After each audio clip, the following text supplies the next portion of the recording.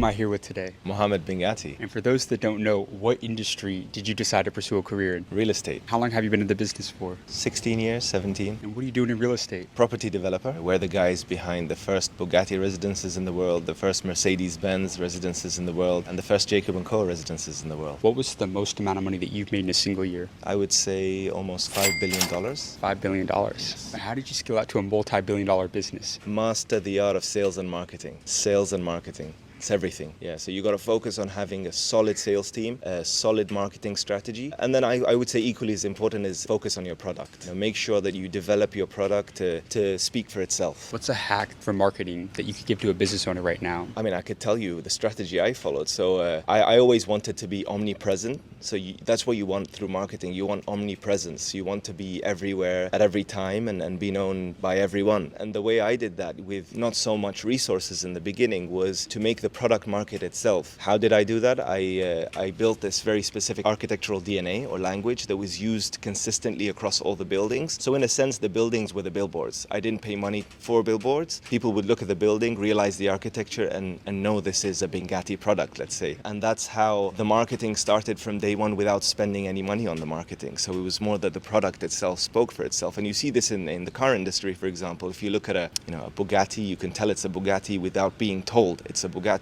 So that was sort of the strategy that I followed. The product marketed itself, and then obviously you develop other strategies. You build a team. I'm very big on digital marketing personally. I believe it's the best marketing strategy that exists right now. Yeah. So I'm not so big on traditional techniques. You brought up how you've been in the business for 16, 17 years. A lot of entrepreneurs, they get shiny object syndrome. They want to diversify, jump from industry to industry. How important was it for you learning how to focus on one thing and stay in that game? It was indispensable. I think it was the most valuable lesson I learned, to focus on one core and expand in that. I mean, in my opinion, that's how a lot of wealthy people make their wealth. I think one of the mistakes I made was diversifying into different sectors and not focusing on one core. Because I think you can diversify within the core itself. To give you an example, you could do luxury real estate, you could do mid-market real estate, you could do lower-end real estate. You could do so many different product lines within the same core and achieve scale, let's say, in your business. So that's the lesson I learned. So in other words, vertical integration. Absolutely, vertical integration. Once upon a time, I did real estate, I did restaurants, I did a juice factory, I did so many different businesses, and then I learned that focusing on one and scaling that into a monster was the way that worked for me. Do you believe in God? Of course. How important has faith been for you throughout your career? Everything. Everything.